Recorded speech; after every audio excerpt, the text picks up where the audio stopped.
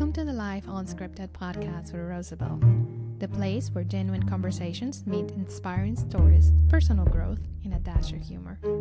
I'm Rosabel, your host, inviting you to embrace life's unpredictable journey. Celebrate your unique story and find joy in everyday moments.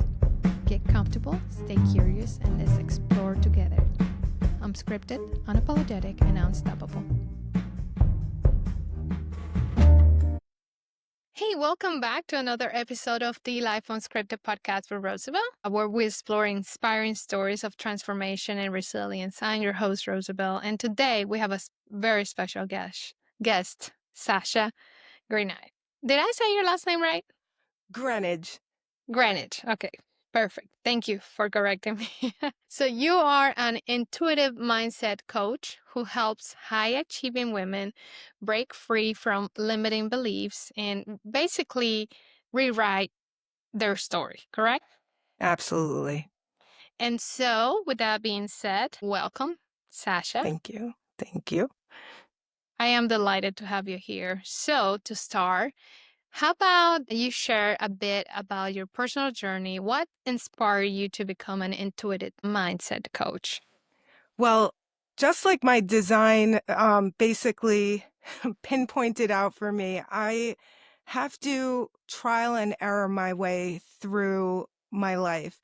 Um, but long story short, from basically elementary school all the way up until college, I was the rule follower, and I just, was out to please everyone in my life and tick off boxes and made sure that I just kind of stayed in line, put myself before others, happiness and everything. That by the time I got to 35, a happy mom, not so great wife, and I was burnt out and depressed and actually hit rock bottom.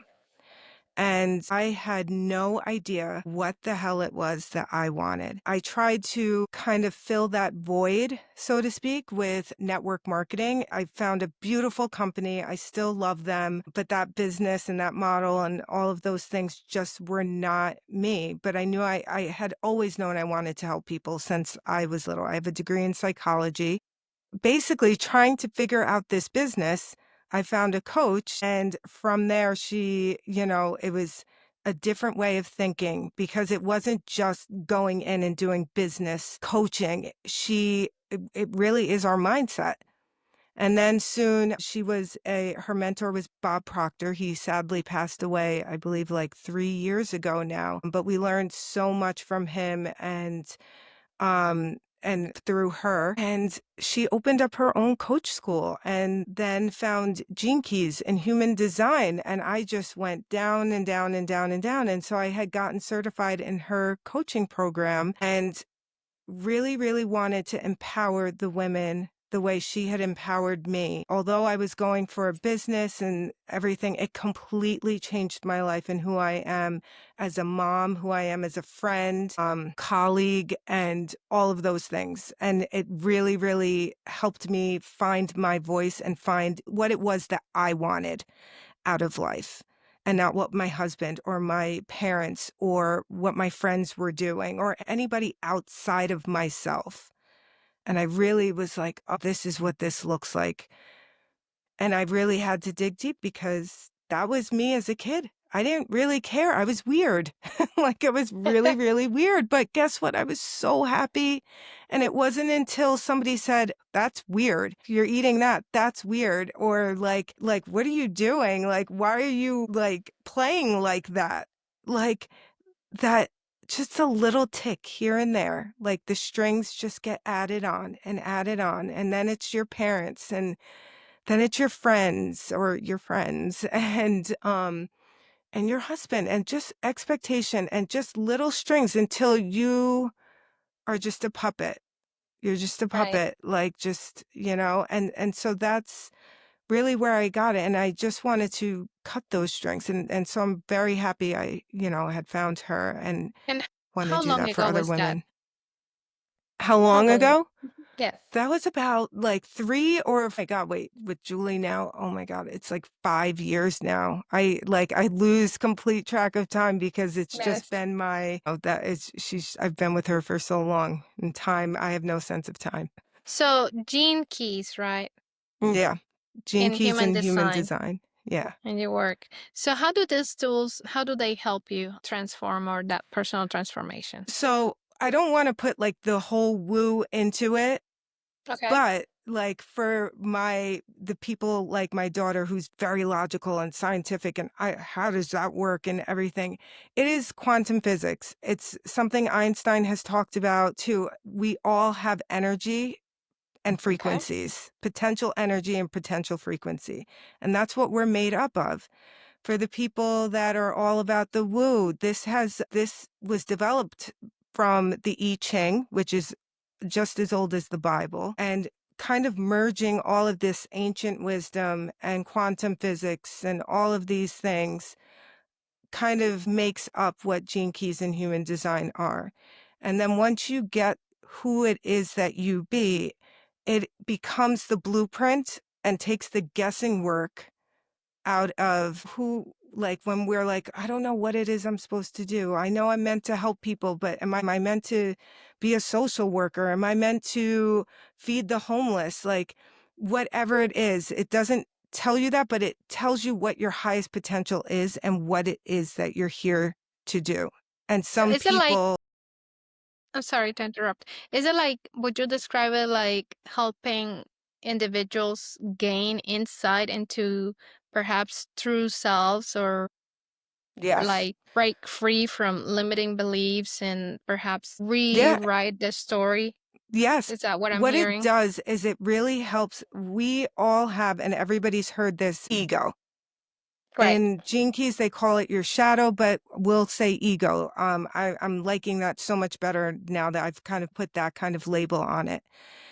And we are very familiar with that ego because if somebody said right now, like, if you're already thinking in your head, like, oh, what does she know? This is easy for her. If anybody just thought that, like, or anybody was just like, oh, that's too easy, or what a tool, that's too whatever. That's your ego. She or he is super loud, super annoying, and takes all of these past like things that they have validation, right? Because we've experienced something that gave validation to this ego. Right? That's who that is. Many of us have different ones. And we identify like one of mine, because I have many made up in my design, is inertia or indifference. So where my ego gets the loudest when I'm in a lower frequency, just like a bad space, like a lower energy type of thinking, I will stop everything. Stop all work, be like, I don't know. Like I throw my hands up and I'm like, I don't know. And then I say, I don't care.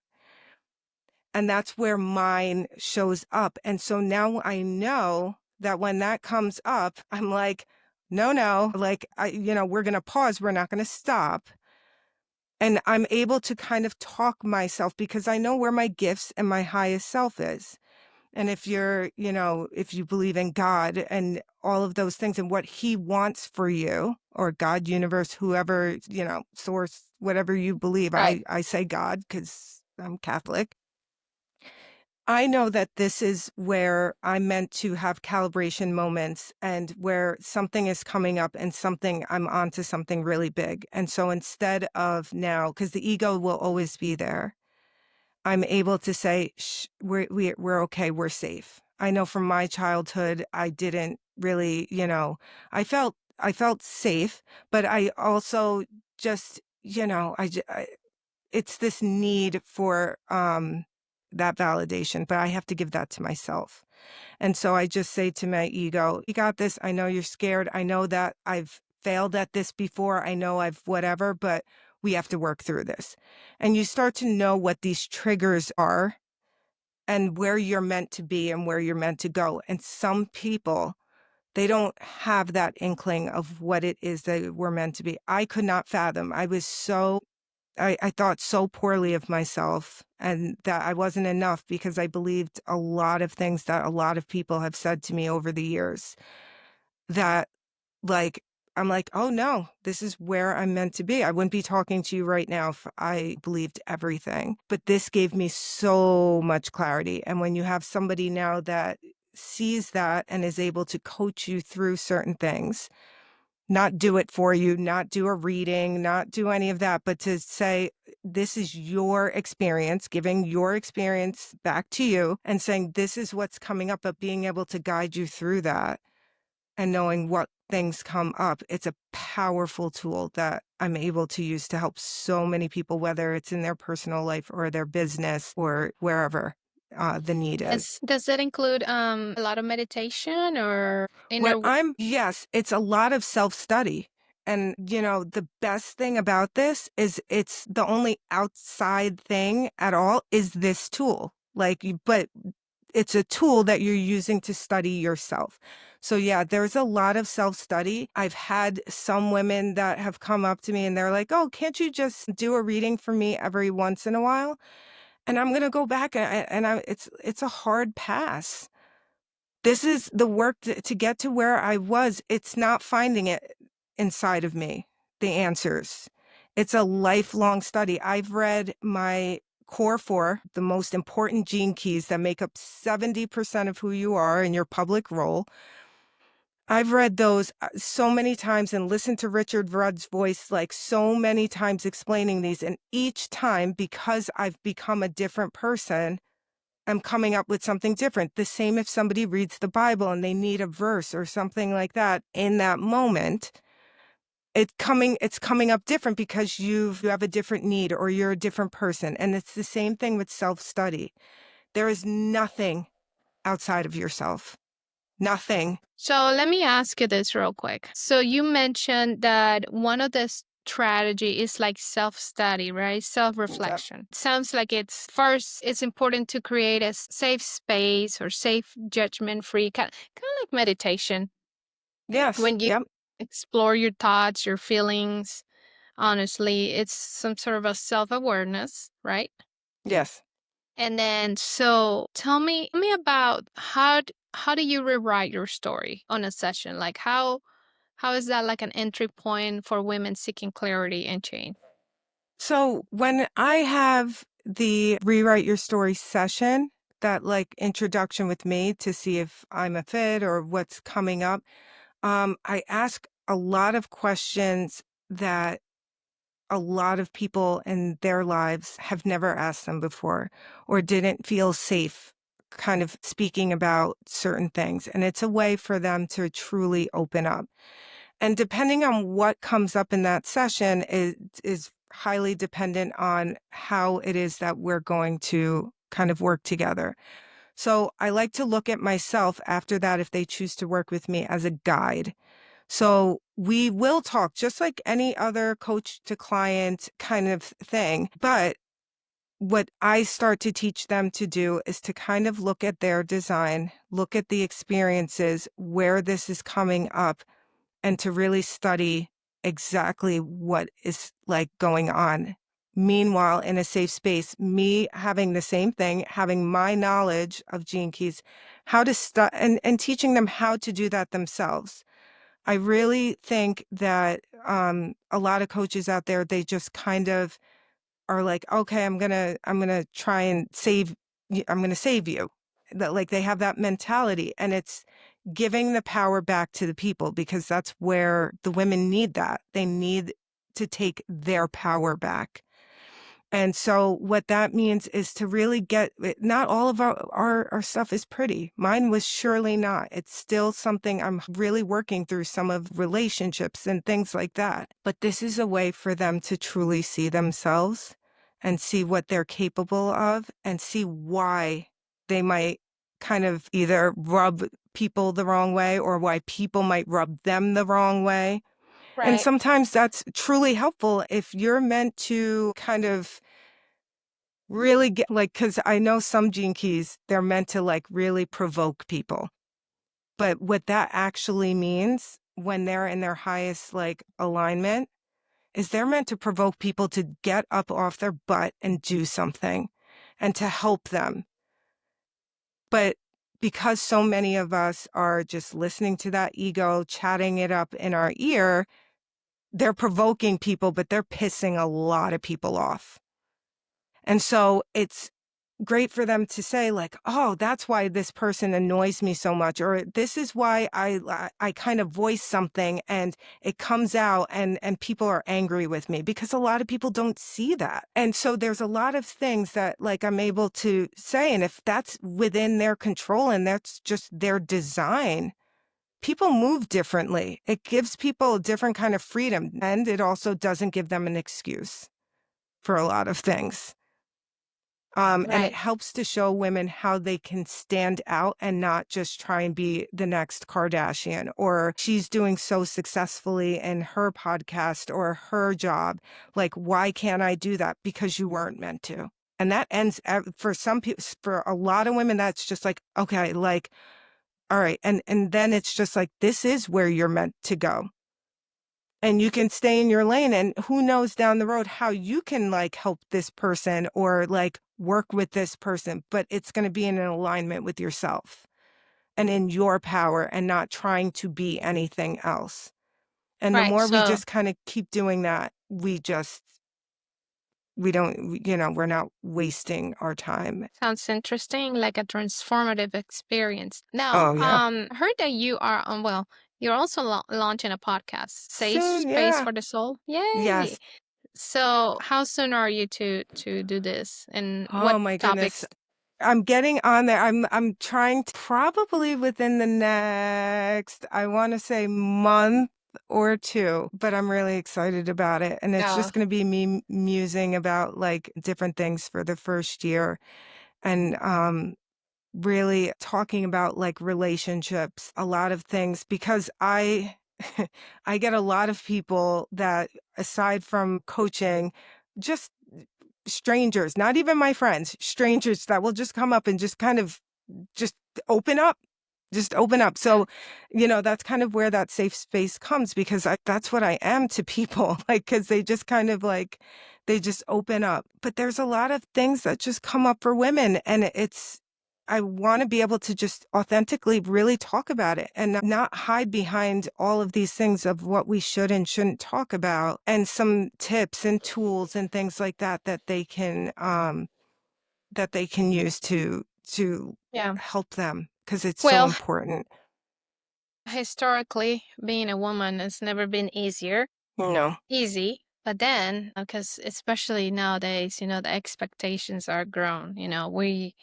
We are now, it used to be a time that perhaps I don't know if I'm wrong on this, but the main expectation was, okay, I'm supposed to be a mom and take care of the house. Now, it's not like we were like, okay, go do this and you're not. No, it's like, now it's like they added another complexity layer on top of, you know, nurturing, our children. If we have children, our families, then now we're entering the workforce, so we go to work, so we work in the home and outside the home, and there's all these expectations of how we're supposed to be or not to be, like you say, what not to say. So that is, I Yeah, and see. what's powerful, and I don't want any woman to kind of do this, because obviously we have businesses and we work and we everything, but I find what really started to happening to a lot of women, myself included, is we started to play everything you just said, like of being a mom,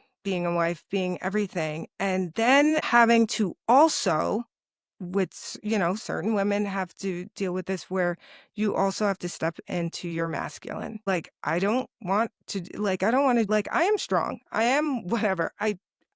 I don't want to sit there and have to step up and prove that, or I don't want to have to go in and do that. I love, like, the femininity is strong. Like, it's just as strong as the masculine. But a lot of us feel like, well, I have to be the breadwinner, or I have to do this, or I have to do that, and I'm not the breadwinner. But there's other ways where where sometimes you feel like you have to like kind of step into this masculine energy. And any women that are in corporate or that have their own business have to feel as though they have to step into that. And it's absolutely not. It's like we need to, we just need to be in our feminine energy, and that's connection. And that's like quality networking. It's not this bro marketing kind of thing that's like going on. That's like coming to an end. It's like you and I speaking right now and just making a connection. And just other women feeling, some of them, a lot have felt like I have to be a mom to my kids, and then I have to be a mom to my husband. And a lot of women have shared that with me. Yes. And that brings on a different type of energy, especially when their partner is expecting a different type of relationship. But when you start to put yourself in that mom energy, it gets to be like very, very awkward.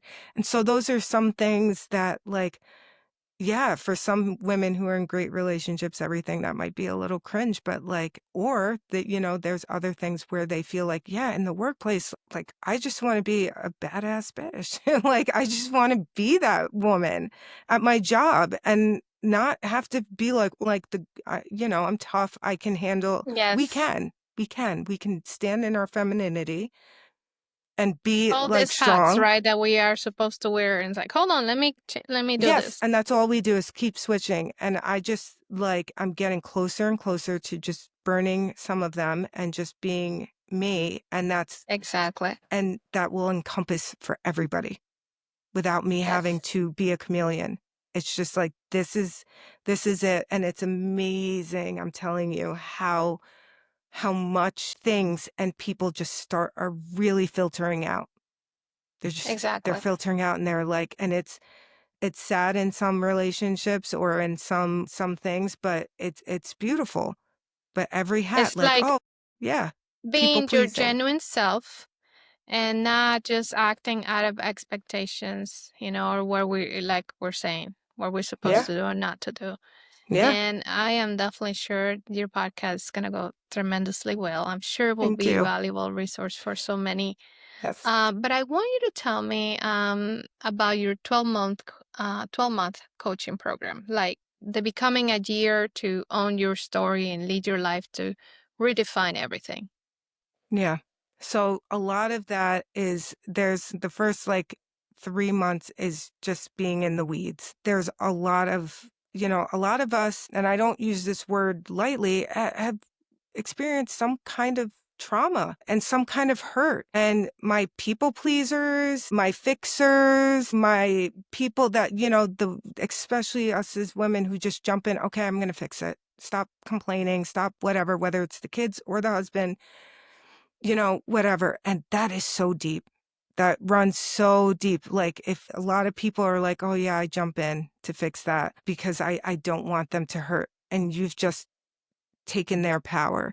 So those are things where it's like just releasing a lot of things. There's a lot of decluttering, relearning, throwing out a lot of condition. It's lots of deconditioning for like the 3 months. And personally, for me, going through, I have two mentors, going through anything less than a year or even less than 6 months, you're just not going to get it because it's the tip of the iceberg. But what I really, really try and do is to really decondition those first 3 months. And then, while kind of going through experiences or whatever we talked about in our session, working on that. And why is that coming up? And it's a lot of deep work. Um, I'm learning still to do a lot of visualization, which is so powerful. That's been so powerful, and leading people through their stories and where this comes from and stems from. I know, like, the taboo thing is like, oh, it's your childhood. It really is. Think about what you didn't have to think about as a kid, like before you went to real school, and like how Mhm. free you were and how like that's what I have to remember. And that's what I have to bring back. We all, even though we're adults, we don't have to be so serious, and really teaching women to get back to that, to getting back to play, getting back to their femininity. Many of them are just, they're like a shell of themselves right now. And they think they have no hope, or they've achieved that success, but they still feel like a shell of themselves. Why? It's Right. deep work.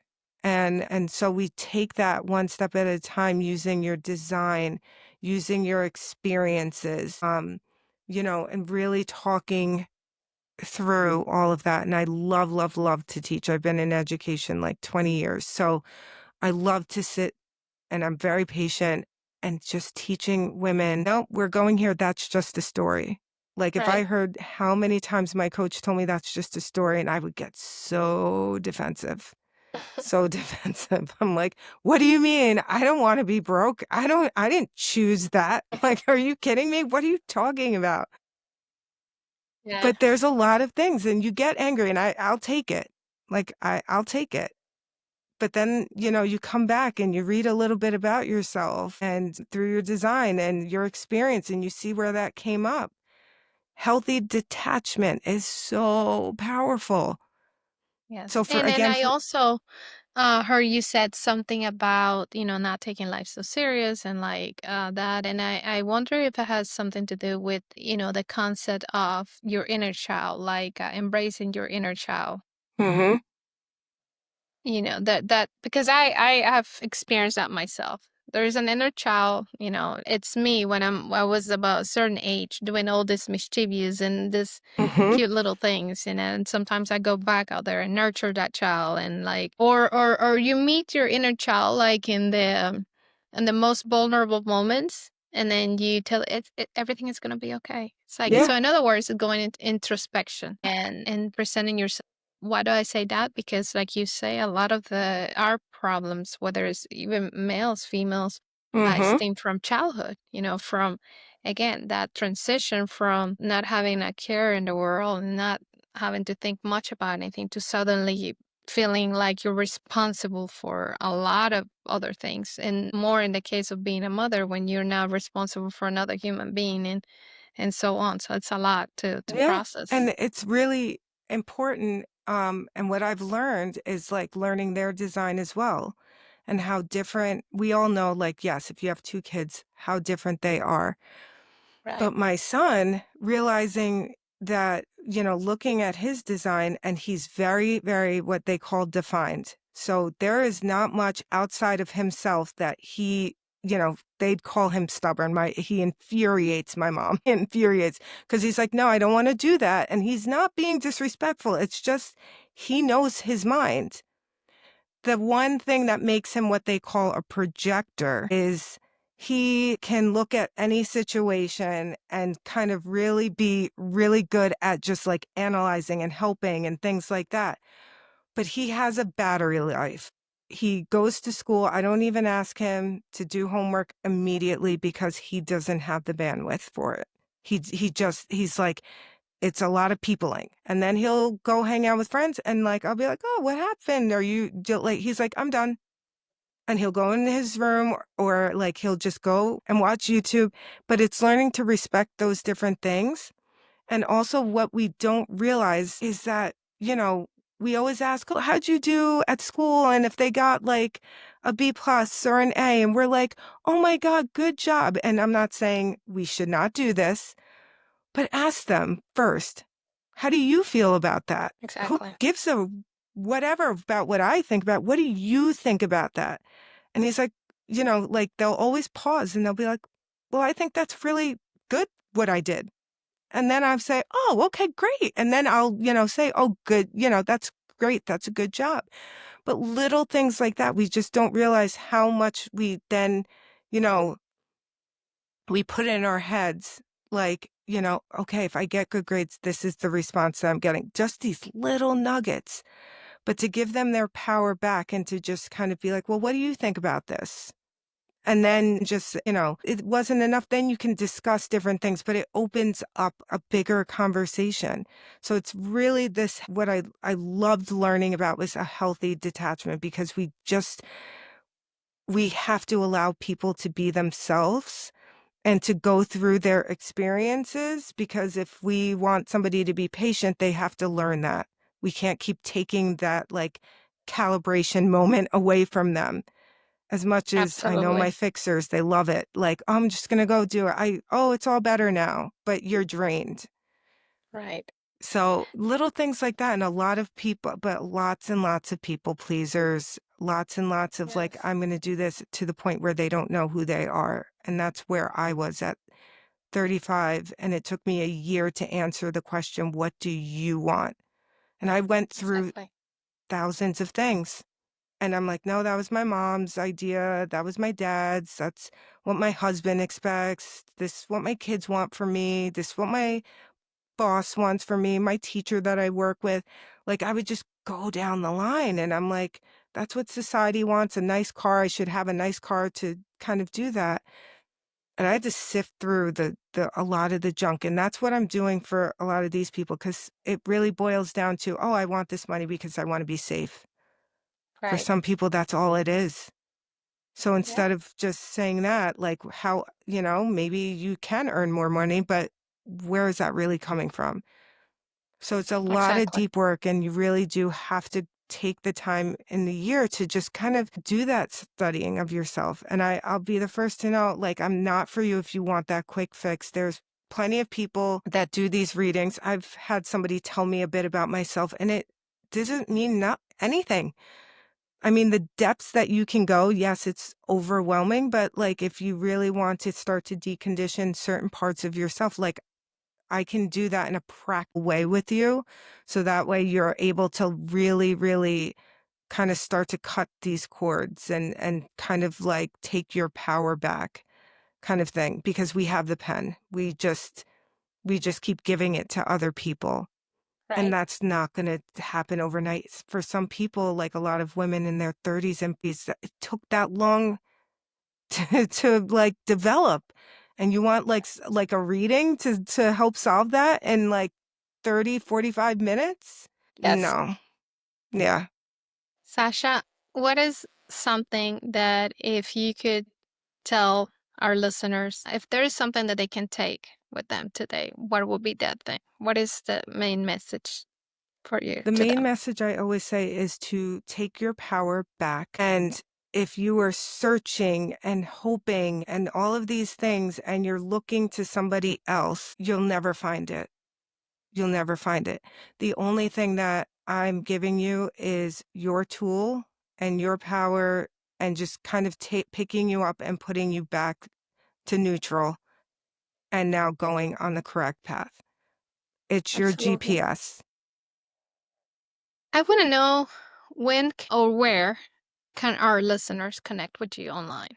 You can go to sashagreenidge.com, and that's some more information about the session and what I'm all about. You can also go to intuitivedesigncoaching.com to get more in depth, talk about all the things that other things that I do. And if you're on social, IG and TikTok, it's Sasha Harris _ Greenidge. Perfect. Sasha, is there anything else I have not asked you that perhaps you want to share with the audience? Just to really, I just feel the energy from so many of these women that I know right now, it's deafening, of just this ego that's shouting at them, yeah, but, yeah, but, yeah, but, yeah, but. And I was like that too. And you are truly, truly made for so much more. And it's so important to like let this be your sign, even if it's not with me, to go and seek what makes you happy, and to go and seek what it is. It's not in your job. It's not even in your kids or your relationship or anything. It's that happiness is just all within you. Everybody else is just cherries on top.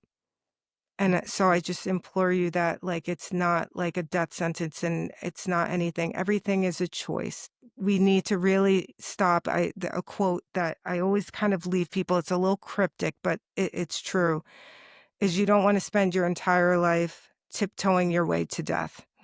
That's what we're doing. You have to live this life, and we're not. Many of us are just not. We're just getting through. We're getting by. And you can have success and you could be living paycheck to paycheck, but the story is the same. And Absolutely. so, yeah, so just give that some thought and really find out this isn't all there is. There's so much more. That sounds incredible in a good way. Sasha, thank you so much for sharing your insights and experiences with us Yeah. today. Thank you. Again, we can find you on Instagram, TikTok, right? Yes. Sasha, that Sasha Sasha Harris. Harris Greenidge. Perfect. And then, of course, present your website as well. And is it intuitivedesigncoaching.com, correct? Yes.